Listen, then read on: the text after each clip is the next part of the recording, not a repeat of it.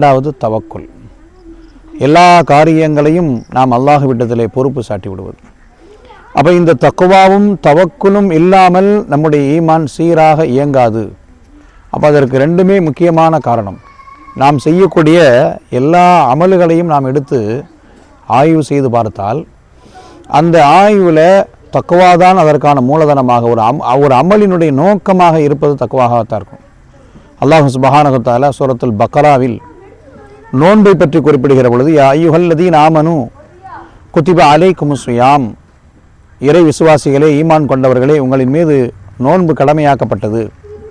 எப்படிப்பட்ட நிலையில்? கமா குத்திப அலல்லதீன மின் கபலிக்கும், உங்களுக்கு முன்னால் வாழ்ந்த சமுதாயத்தினரின் மீது எப்படி நோன்பு கடமையாக்கப்பட்டதோ அதே போன்று உங்களின் மீதும் நோன்பு கடமையாக்கப்பட்டிருக்கிறது.